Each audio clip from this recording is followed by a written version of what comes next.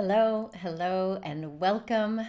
Welcome. I am Dr. Deas Wandrea, and I'm super excited to be hosting this live stream all about body positivity and self love with the assistance of sacred medicines like psychedelics. Today is video number 3 in our series on psychedelics for women's health. And today I'm super excited because I have someone that I get to interview, someone that I'm working with, someone that is amazing. Her name is Jessika Lagarde, and I'm super excited that we're going to be able to talk about her experience personally and professionally working with psychedelics, and in particular with women around body image and self-love. So if you missed any of these, they are all available for replay on LinkedIn and Facebook and YouTube.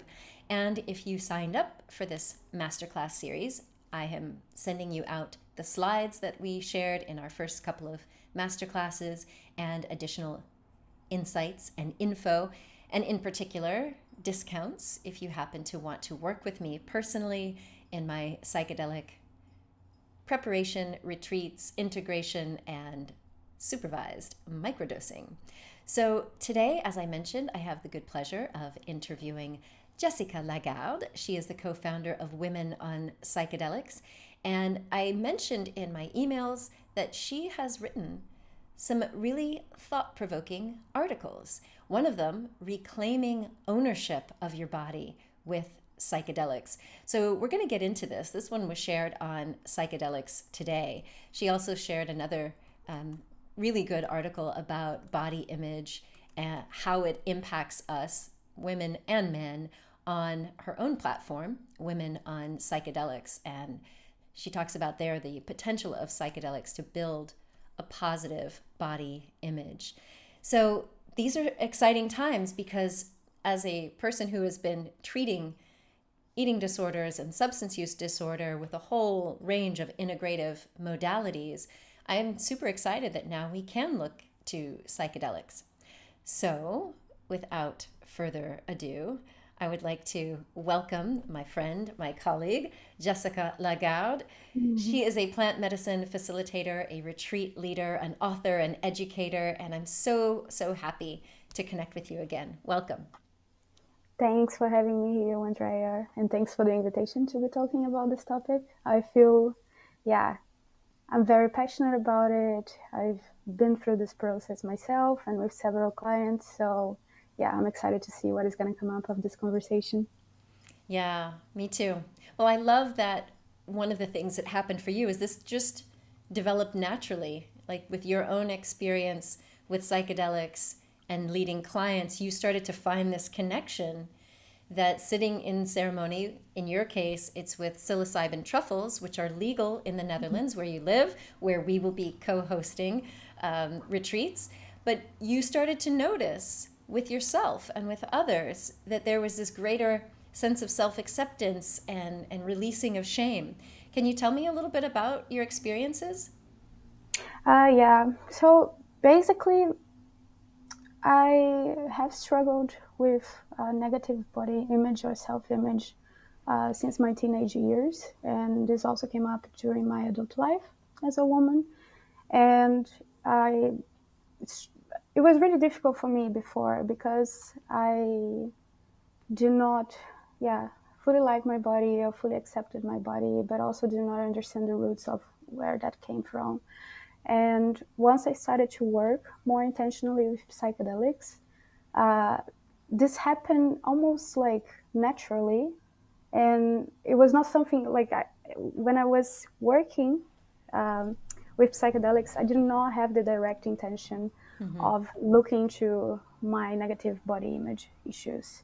But I noticed that after several experiences, the way I perceived myself and the way I viewed myself had changed in many different ways, of course, but also related to that.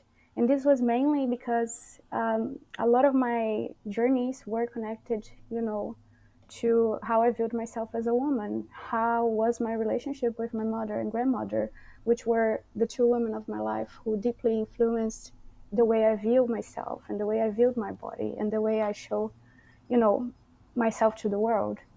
Uh, So going to the root of that actually allowed me to look at things differently and look at my history differently and look at myself differently in the mirror. But not only that, it's very interesting as well, like because in the past years I have been working with women and guiding them here in the Netherlands through their psilocybin journeys. And I had a few different clients which have struggled with eating disorders or have also struggled with a negative body image or who have been survivors of, sexual abuse or anything like that.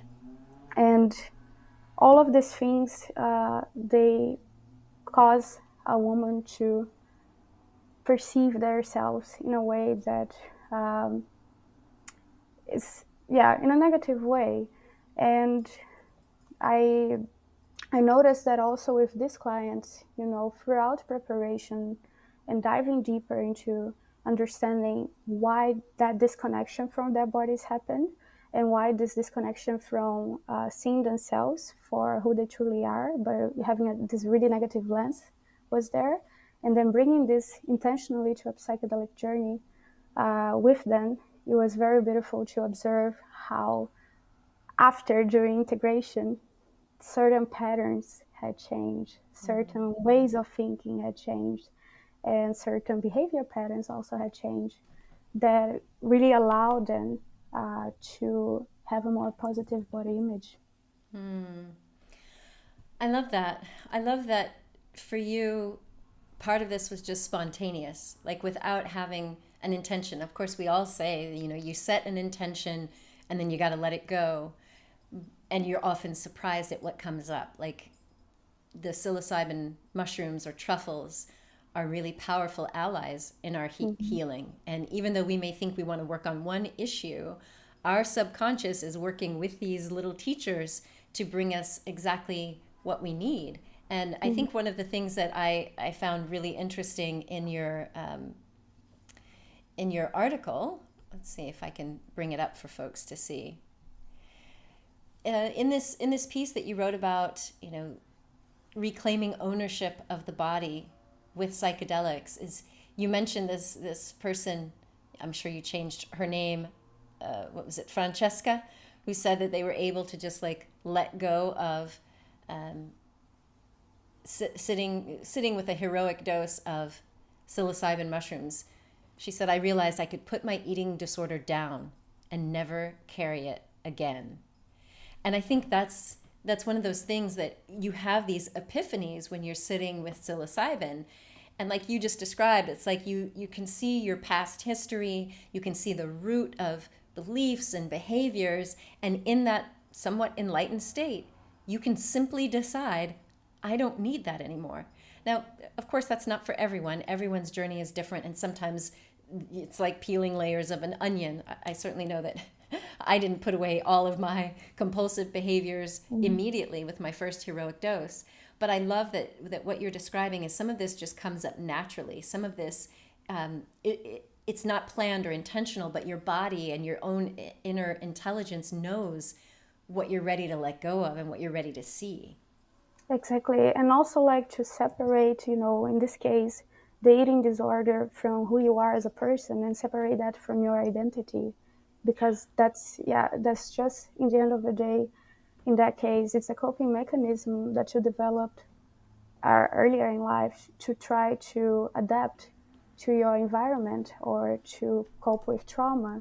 So I feel like psychedelics, in that sense, they really have the potential of being a pattern disruptor per se. Not necessarily a cure, but they are one of the tools that now might be one of the most effective tools to help with this pattern disruption. Well, that's one of the things that fascinates me when I started studying it and looking at the neuroscience. We always say that it shuts down the default mode network, but there's this other aspect that we know that for people who have rumination, that go over their Mhm. problems, or they have PTSD that runs on a loop, there's something that happens when you disconnect these brain centers and you activate your own witness consciousness or your authentic self that can see those old patterns and old stories and recognize that's the past. I no longer want to live that. And it's like that gives your brain permission to put those things in long-term storage so that you're not actively living that PTSD every day. And I do feel like people who I've seen and who I've worked with are able to put down addictions, put down eating disorders, put down certain beliefs and behaviors because it's just no longer relevant. Yeah. Whereas the old story made it seem like, oh yeah, it's relevant to right now. Exactly. Yeah. So there is this potential of, yeah, rewriting your narrative. There is the potential of like breaking down these rigid ways of thinking or thought patterns. There is also the neuroplasticity that allows you to have new pathways, you know, like, yeah, literally new ways of thinking that really give you the time and space, of course, with practice, with gentleness, and during integration, to start writing, a new story about yourself, about the way you view yourself, but also about, yeah, how, yeah, you move through the world, basically. I love that in the article you talk about how psychedelics can actually help us to re-inhabit our bodies. It's like when you really listen to that word, re-inhabit, it's like I'm going to come back into this body after ceremony. What does that look like? How does the integration look in that case? Yeah. Um, yeah, basically, I think for me to talk a little bit about that, I think it's important to mention like what are some of the ways that we actually disconnect from our bodies nowadays. Some are like quite obvious. It's just like we have a culture that really stimulates us to be pretty much here all the time. And, in other ways, like trauma can also cause disconnection. Negative body image can also cause disconnection from the body. And yeah, basically, all of these things, when you have this connection, you are not really in tune with what's going on in here. I've seen a lot of clients of mine, both genders, by the way, that when I ask the question, yeah, how do you feel today? Or what are you feeling on the body when you tell me this? Most people cannot even point out how they are feeling or where they are feeling it in the body. So it's really a general thing that is going on with most people right now. And what I see is the psychedelic experience, different from other, talking therapy or other modalities that are not somatic. The experience really brings you back into your body. Um, so you are more grounded, you are more present. There is a heightened sense of perceptions, awareness. You feel yourself, um, and at times you feel yourself like in really big ways. And for people who have been disconnected for so long, this can be a powerful and healing experience. Of course, like we gotta be careful here because when it comes, to the case of people with eating disorders or with trauma, there needs to be a preparation, in order to regulate the nervous system, so it's not overwhelmed during these experiences either. But I do believe that there's a lot of potential in there when you have this whole embodied experience. Because what happens then is that you understand things not only in a cognitive level, but you understand things in a body level as well, embodied level. You understand because you feel it.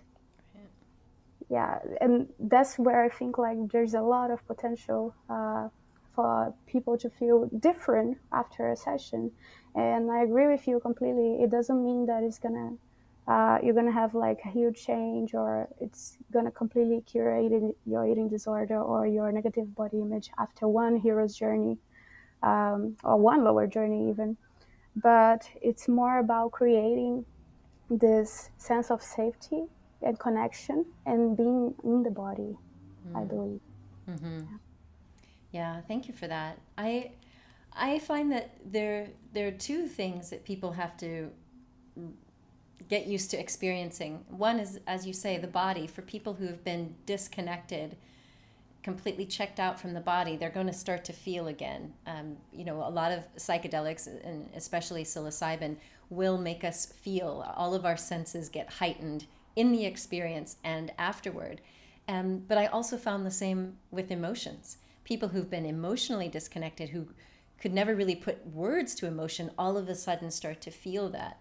And so I'm glad that what you're saying is, if we tie in somatics, if we tie in preparation, people need to know how to navigate that energy, whether that's energy coming in the body or through the emotions. And part of preparation, like for the retreats that we're facilitating, you've got to learn how to regulate your nervous system with breath work, with body awareness, with movement, with journaling, with meditation. But let's talk about this. If someone was interested in exploring psychedelics for body positivity, to inhabit their body, to learn to love, or at least develop compassion for this body that they're carrying, what would be some of the tips that you would recommend so that they have a safe, positive, and transformative experience? Yeah. Of course, like I always recommend, because I really see a big difference when you are working with psychedelics as a tool in combination with a set of different tools, what I like to call your navigation toolbox. And one of the items in this toolbox would be to work alongside a facilitator or a coach or a guide or a therapist. I do think that makes a huge difference, as having somebody who will support you throughout the entirety of the journey, but also who will provide you with other tools that can empower yourself, for example, when the psychedelic experience comes, you have your own toolkit that will, you know, allow you to have control, or to have a sense of control of your experience. So basically, the way I try to see is the psychedelic experience is just one other tool of this whole healing path that we go through. And having a facilitator, or a therapist in the case of eating disorders, I think is really necessary. It's really about having that support system. Sometimes you have that support system with your family, with your friends, or with a community, but sometimes you don't have that. So it's really trying to find a way of building this foundation, and then adding different tools to this foundation. So, the person that will come and will work with the psychedelic, they will know that this is something that is just, showing me my inner capacity to heal, and that I have, control of my experience in life, and I have control over, changing my relationship with my body, for example, as well. Really good stuff. Well, we're going to shift gears in just a moment, but I see that we've got a couple of questions from Sean, asking, do either of you work with clients with autism? I don't know about your experience. My experience has been no. I've had some folks on the spectrum, but not full on autism. How about you? Yeah, me neither. I feel like, me as a guide here in the Netherlands, I try to work with people that I know I have full capacity to really assist them. And people with autism, that's not my specialty. And I think that's worth saying. Part of the preparing to go into a psychedelic journey is to really feel confident and comfortable with your guide. And I've heard of people coming to me for integration support who sat in ceremony with someone who was not well equipped for the level of trauma that they were processing. And I mean, that can happen to anyone. People go on retreats and they don't always disclose all of the stuff that they've been carrying with them. But it is really important that you feel safe and feel confident that your facilitator can handle whatever comes up in whatever that set and setting are for you. So there you have Yeah. that. Yeah, I agree with that. And also, like, when it comes to, disclosure, I also noticed that with a lot of people that I have, guided, there are people that don't even know that they have trauma, for example.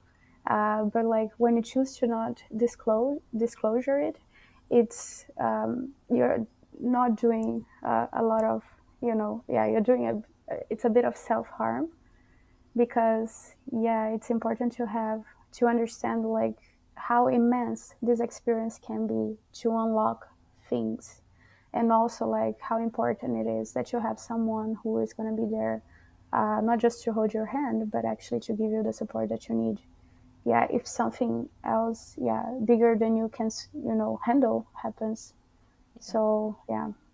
Yeah, and that's why we don't recommend you just do this in someone's living room if they're not a trained facilitator. If you're a person who has had a significant amount of trauma or adverse childhood experiences, because even if you say, I can say for myself, I have sat in ceremony with psilocybin mushrooms and with ayahuasca and yahe and other shamanic rituals, and there was stuff that came up that I had no idea was even in my unconscious.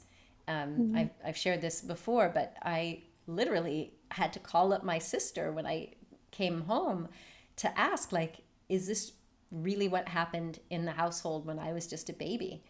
And sure enough, there were, these things that I experienced, and that came out in the psychedelic experience. I happened to be very safe and in a situation where I was well cared for.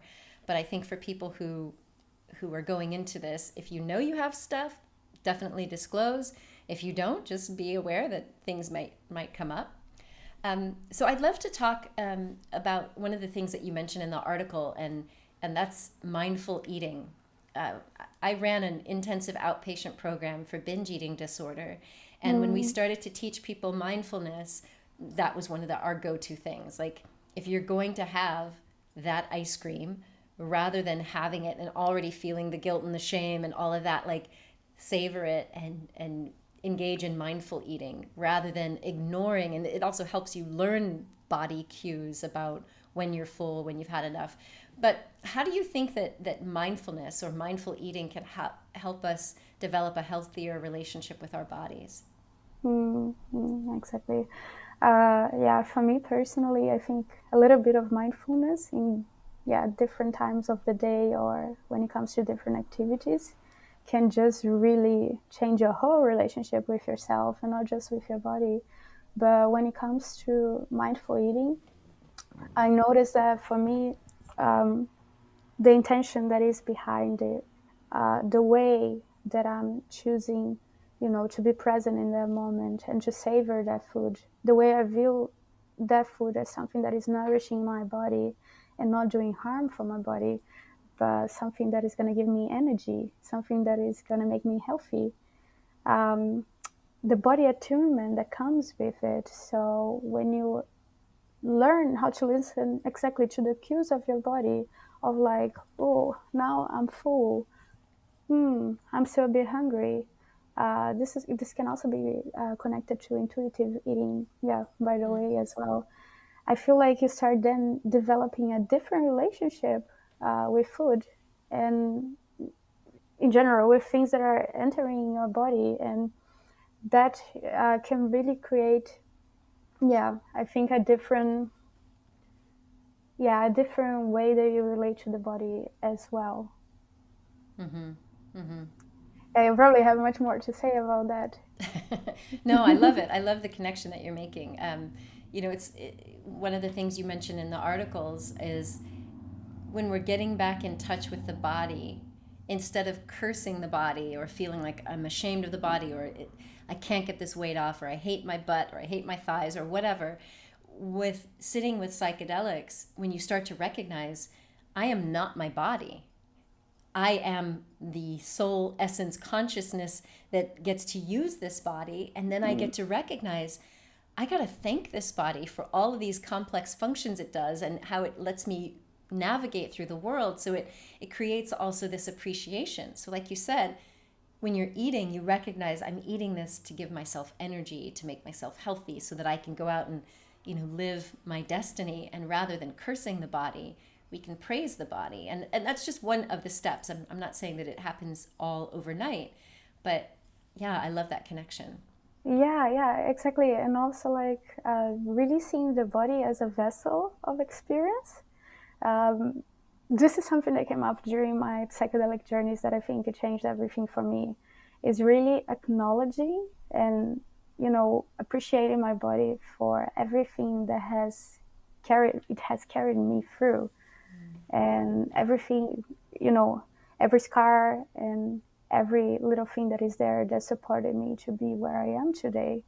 And really also seeing more the functionality of the body, and like all the little things and little connections that go, and the big connections that go on inside of us, and understanding that this is like a really crazy, powerful machine. And as women, it's even powerful enough to generate life.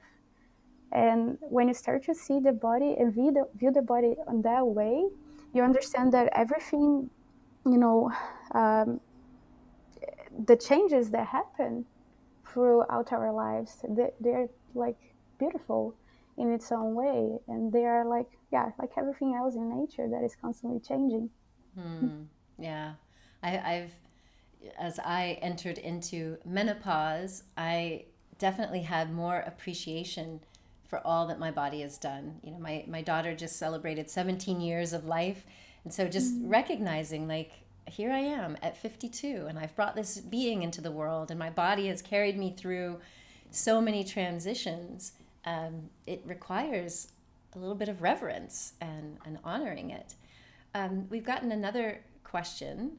Let's see. Melissa asks, do you have any information about psychedelics helping with physical conditions related to food, such as allergies and histamine intolerance? Very interesting. Interesting question, Melissa. I don't know if I've heard that so much with food, but I can tell you that after sitting with ayahuasca and using hape or rape, depending on your accent, um, I noticed that this spring here in France, I posted a video about it because I was walking by the mimosa, and I used to, for years, as soon as I saw those little yellow mimosas here on the Mediterranean, I would just go, oh my God, it's coming. Because all that pollen would send me into crazy histamine fits.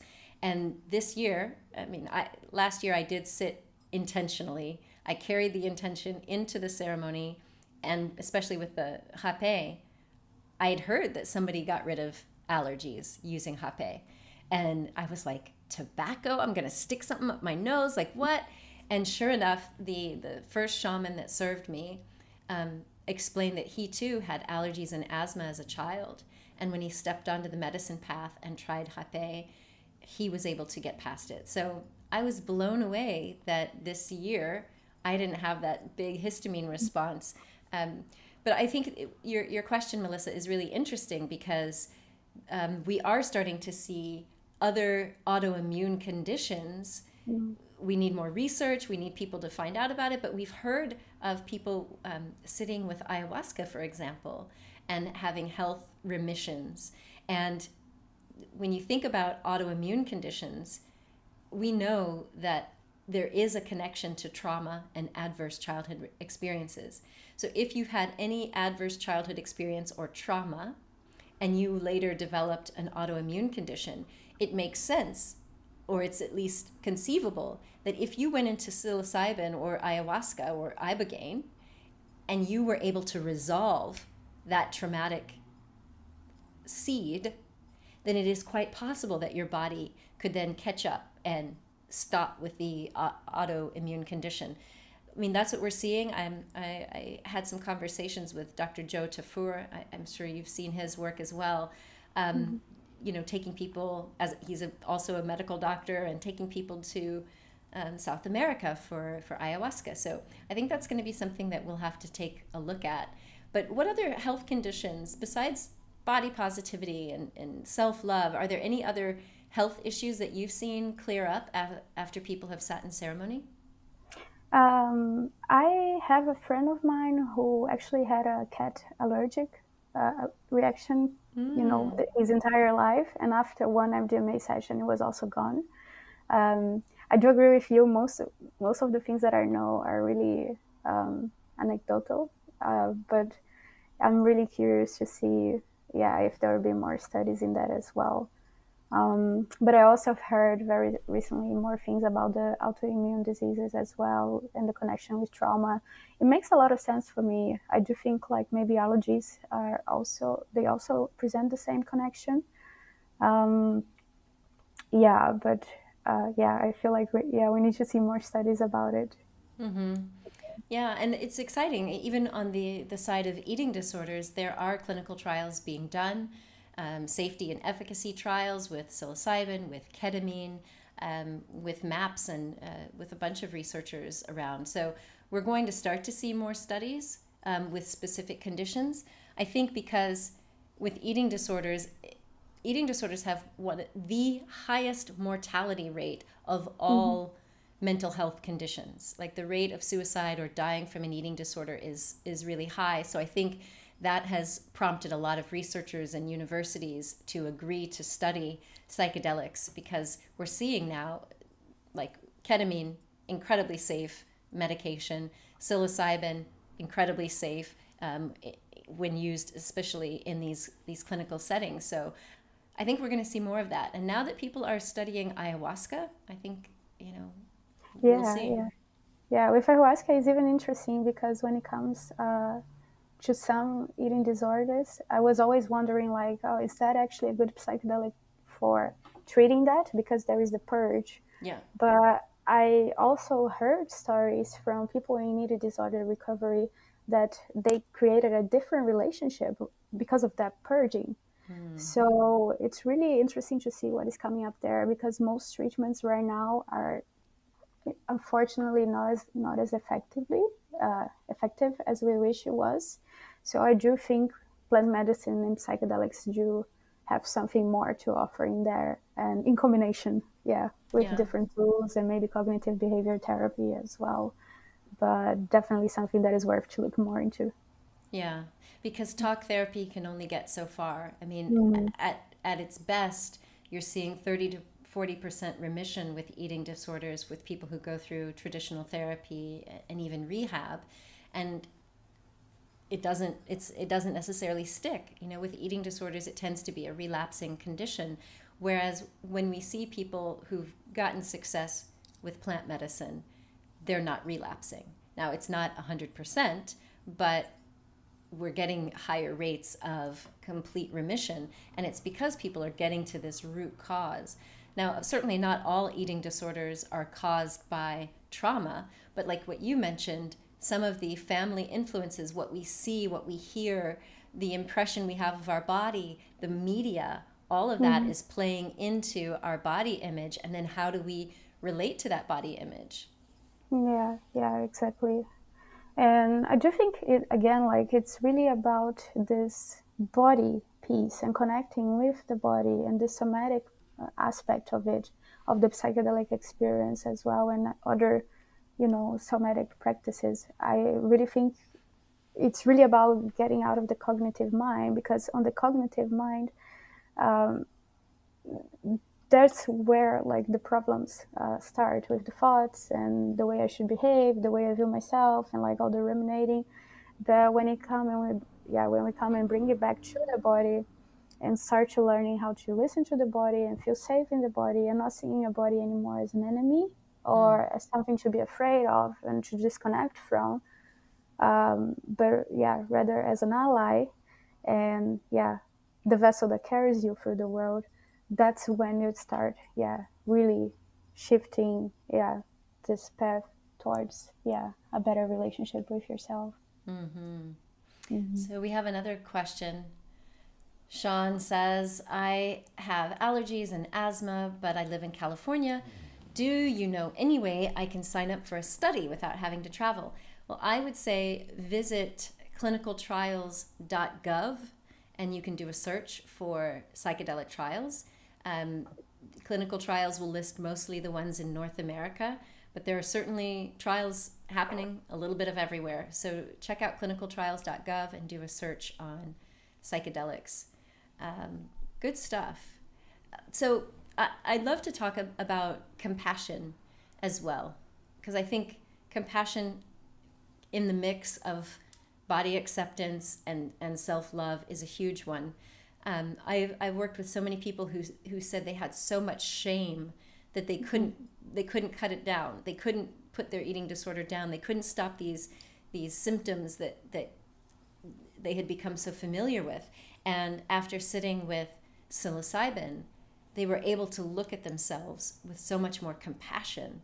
And I don't know, we haven't talked about this so much, but what I found happens spontaneously is parts. So like internal family systems, we start to see parts of ourselves, or we see parts of us that are frozen in time based on our childhood. And I had this client say that they could literally see their teenage self, and at the very moment that they started to pick up certain beliefs and then certain behaviors with binging and purging, and she could see with so much compassion, like, oh, my heart is here with you.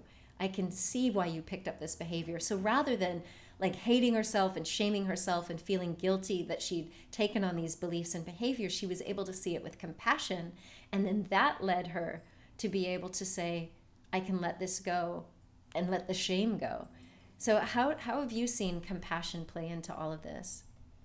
Yeah, like I've been looking more and more into internal family systems and skin therapy as well, and it's just like really incredible um, what these new therapeutic modalities can do in terms of like the way we can understand that we are like not one single person, but like really there are really multiple people that make me me.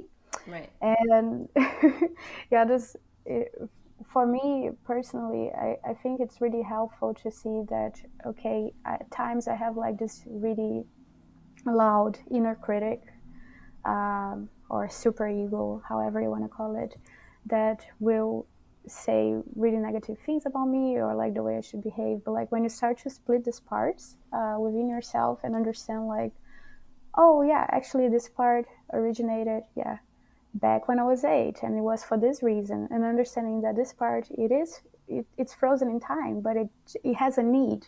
Hmm. And if you attend to the need of this part of you, you can also relate to it in a different way. And it doesn't mean like you are looking into the different parts of you and telling them to go away, but rather attending to their needs and being more accepting of those parts, and therefore being more accepted of your whole self.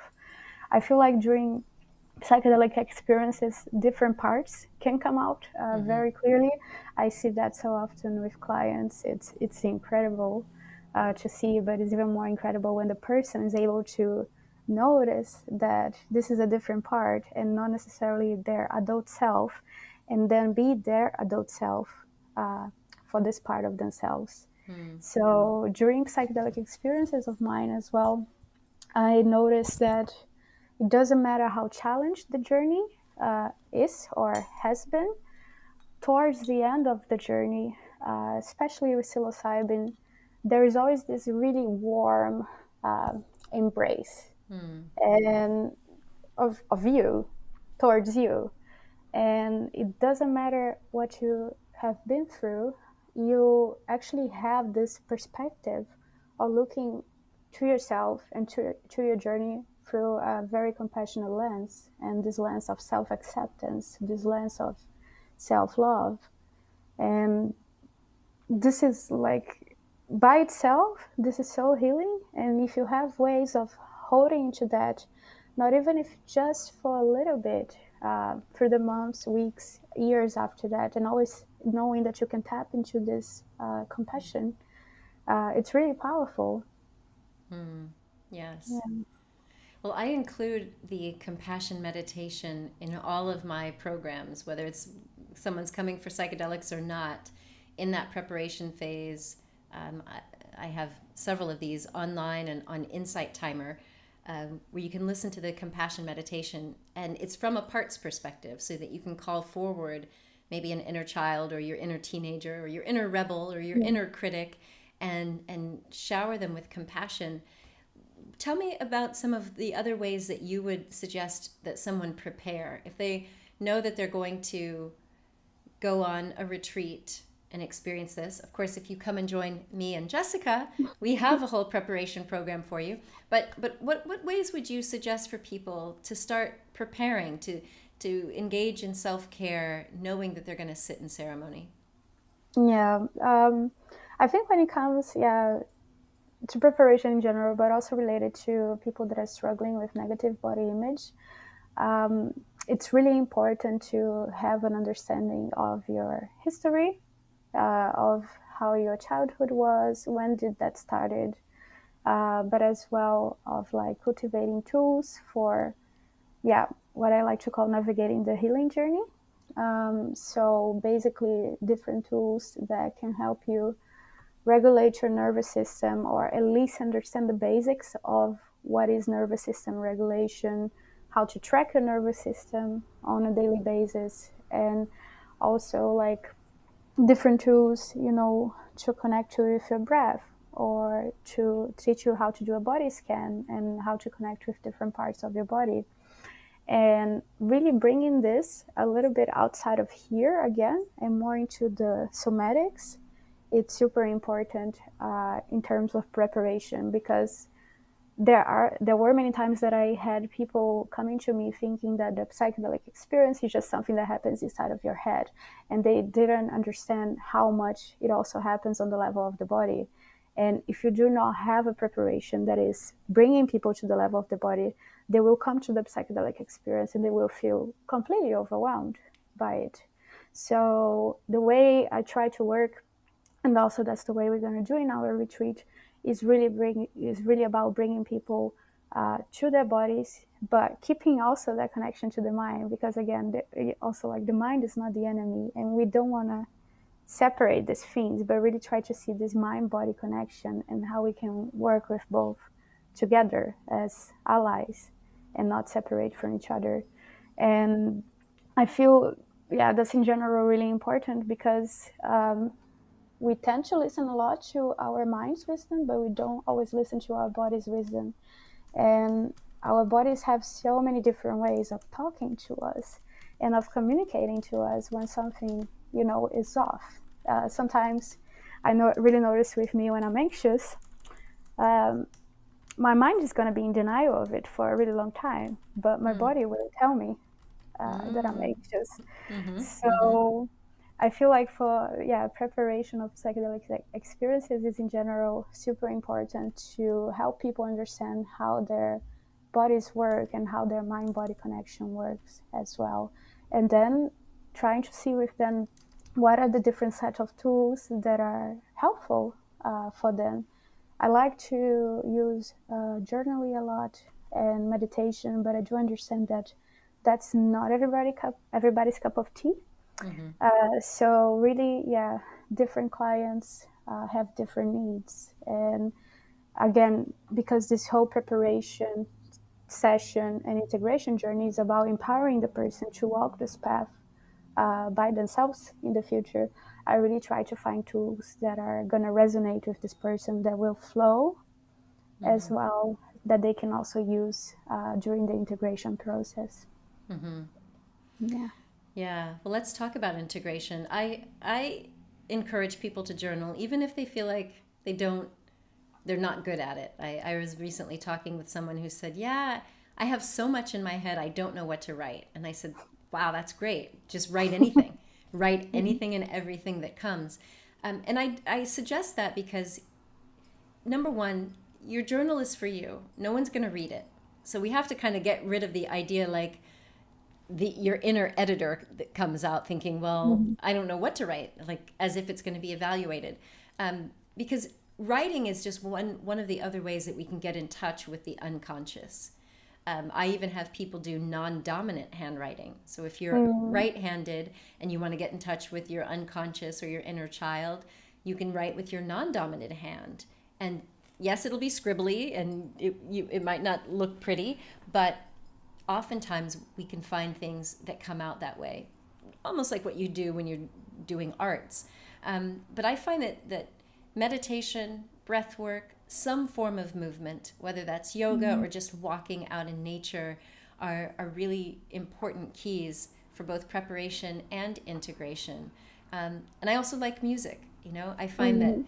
people have a new appreciation for music when they come out of ceremony. Usually, like 9 times out of 10, people love like the live music that happens in a psychedelic ceremony because, like we talked about, your senses are heightened and everything sounds like it's so intentional and so magical, and then you can carry that awe, that sense of awareness and appreciation afterward by tuning into music. But what other things do you incorporate into integration plans? Yeah, so basically, are we talking about integration plan for people with body image, a It can be negative body image, or general? it could be in general, but let's start with body image since that's why we're here today. So let's say that someone either comes on a retreat with you or they've been somewhere else and now they want to integrate some of the insights. How would you suggest they take those steps? Yeah, basically, I have, yeah, again, a different set of tools that I can use with the person.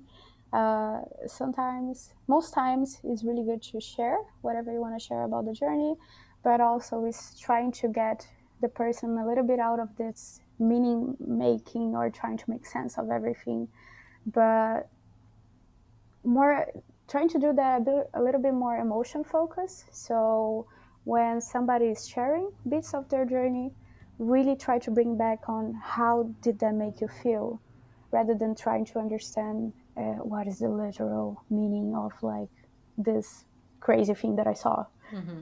when I was on mushrooms. But as well, I find, as you said, as you mentioned, there's a lot of material from our subconscious that will come up during a psychedelic experience.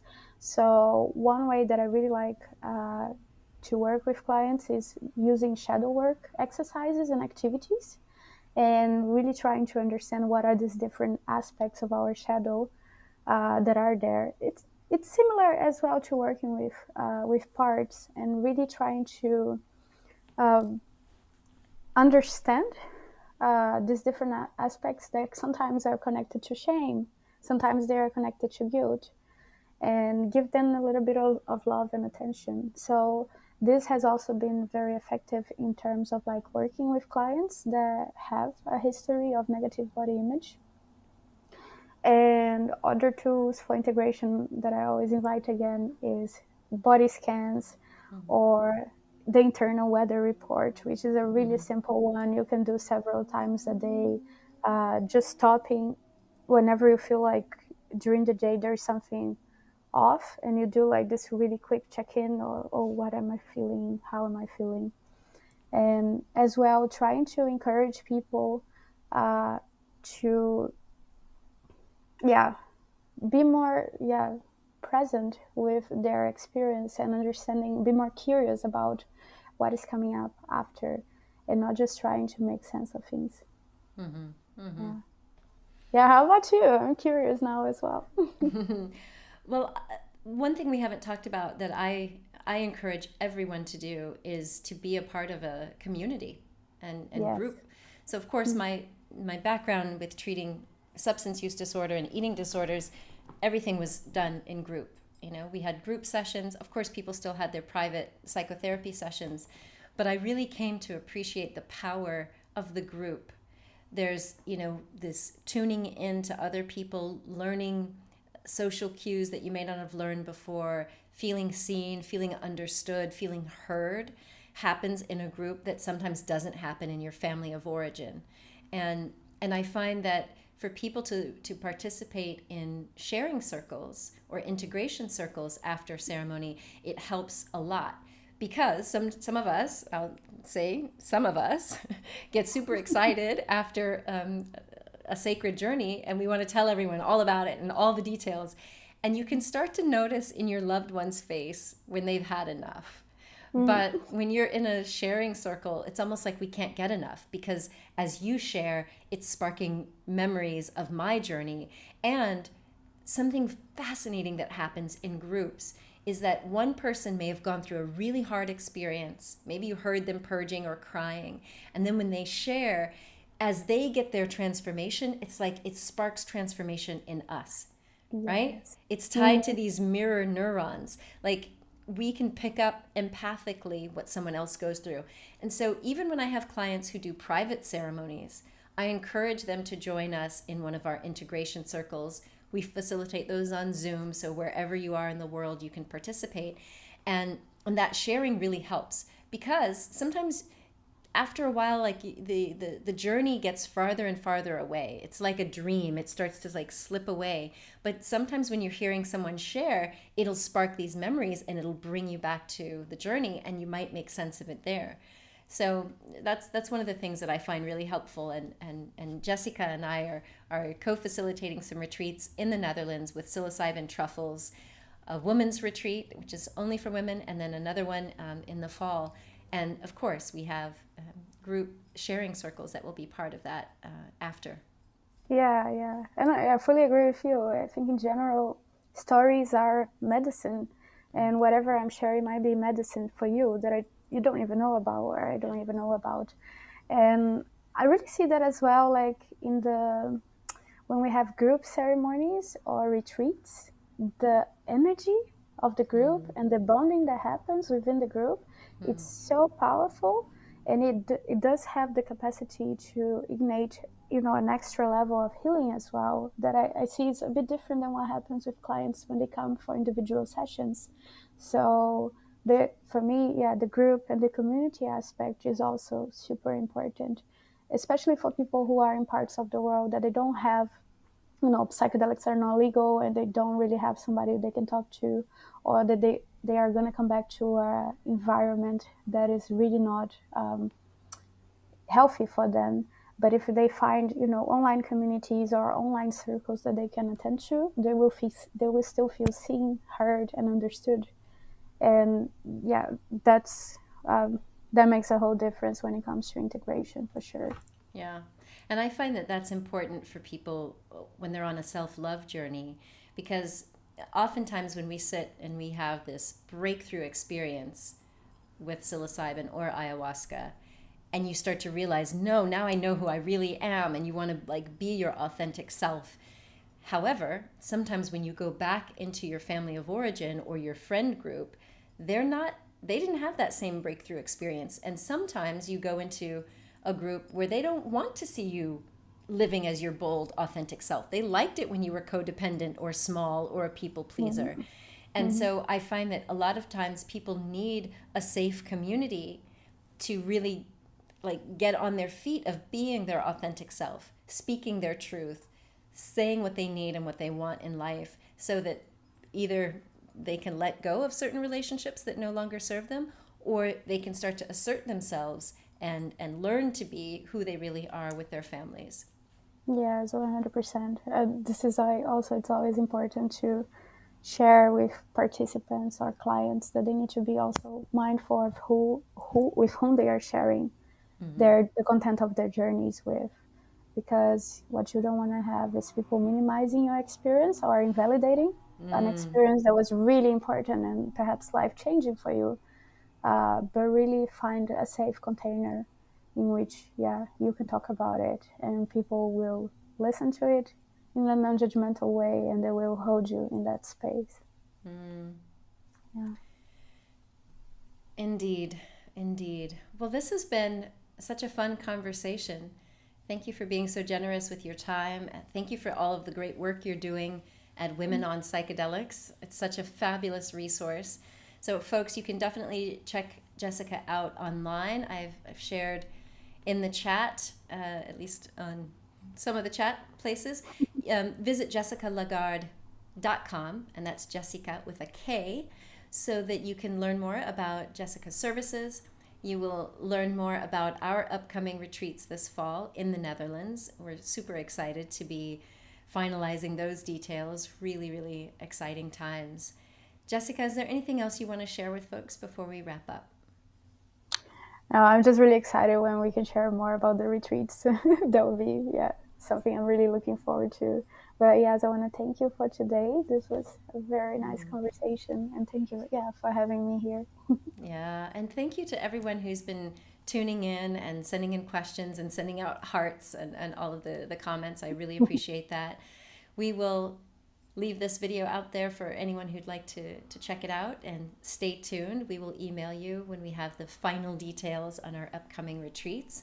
And yeah, super excited to be in this space and sharing with you. For those of you who are going to be at Psychedelic Science in the United States, I'm going to be there, so I look forward to meeting you. Jessika, thank you again so very much. I so appreciate you, and I'll see you next time. Yeah, see you next time. Take good care. Yeah, bye-bye. Bye. So there you have it, my friends. That was the wonderful Jessika Lagarde, and super excited to be working with her, and super excited for all of you to tune into Women on Psychedelics. They're always posting stories of people who have gone through psychedelic journeys, and super proud of the work that she and her co-founder have done. And I have to let you know that we are just 1 week away from the launch of this baby, Sacred Medicine. That's right. Explore the psychedelic hero's journey. We have 25 stories in this book about shamanic ceremonies, psychedelic ceremonies with so many different sacred medicines. Definitely check out the book. If you visit AndreaPennington.com or look on any of my socials, you will find the link to get your copy of this book. It launches on June 6th, so if you order it now, you will help these amazing authors bump up in the ranks to becoming best-selling authors. I'm super excited about this book because each of these stories is really a heartfelt sharing, a very vulnerable sharing of what they've experienced, what they've gone through. And for me, I find that that is such a gift. We ask all of these questions like, what is it going to be like? And what happens if you have a bad shaman or you have a bad reaction? And in Sacred Medicine, you will be able to hear from people who've gone through really challenging experiences. We've included information on preparation and integration, so you can really get a lot of support and insight. So it's a really wonderful guide, and I'm super proud of all of these authors. If you're also curious as to how and why I changed my name, that's in there. I've given a full story on how I purged my old identity and was reborn, repaired my relationship with my daughter, and have a new name. So thank you for tuning in today. Thank you, Sandra D, for being here as always. Thank you, Melissa, for your questions. Glad that you were here and you tuned in. And yes, Melissa, we do at times have scholarships, so definitely stay tuned for the retreats. So grab your copy of Sacred Medicine and support these amazing authors. You'll be hearing more about this in the coming days, weeks, months to come. And also, if you would like to join me in New York, I'm going to share a little bit about my workshop in New York, upstate New York at Omega Institute. This June 30th, I am hosting a workshop called How to Build Resilience and Real Self-Love. And I will be sharing tips and insights from, you can't see it right now, from my books, The Real Self-Love Handbook and The Top 10 Traits of Highly Resilient People. We are currently in the second edition of the Top 10 Traits of Highly Resilient People. So congratulations to those authors as well. That book just released this month. So super excited that we are going to have a book signing, and I'm going to take people through how to build resilience. How do you increase your capacity to bounce back after adversity and trauma? You could also look at this resilience and self-love retreat as preparation for going on a psychedelic journey. We won't be serving any psychedelics, but it is definitely good work at helping you get in touch with your shadow, increase your resilience and your capacity. So I'm going to share with you a little video about my retreat at Omega. So if you have questions, you can find more information about that retreat at Omega Institute, Omega Online. Thank you so much for being here. I'm going to leave you with a little video that we produced for Omega, and I will see you next time. If you have questions, feel free to shoot me an email. And as always, please do remember that you are a gift to the world. So share your presence with passion. Much love. See you next time. In today's fast-paced world, we often find ourselves feeling overwhelmed, disconnected, and struggling to find meaning in our lives. But what if there was a way to rediscover your authentic self, to build resilience and nurture real self-love? I'm inviting you to join me in New York for a life-changing workshop on how to build resilience and nurture real self-love, led by me, Dr. Wandrea. I'm your expert mentor in personal transformation. So let me guide you through a powerful cornerstone process. The cornerstone process is a proven 5-step framework for self-discovery, healing, and life mastery. It's been created after decades of research and experience in positive psychology, neuroscience, trauma healing, addiction recovery, mindfulness meditation, and energy healing. As you follow this process, you will discover your unique soul print and reconnect to your essential being, your authentic self. In this transformative workshop, you'll learn how to liberate yourself from limiting beliefs and patterns, cultivate resilience in the face of life's challenges, nurture genuine self-love and self-compassion, develop a deep, lasting connection with your inner wisdom, and reclaim authority over your life, empowering you to create the life you've always dreamed of. Past participants have said that this workshop has completely changed their lives, and they never felt so connected to their true self. Another person told me, "I can't believe how much more resilient I've become since attending this workshop. I'm finally in control of my life." Don't miss this incredible opportunity to liberate your authentic self and reclaim authority over your life. Join us and start your journey towards resilience, self-love, and life mastery. Register today and take the first step towards a more fulfilling and empowered life. I look forward to seeing you there.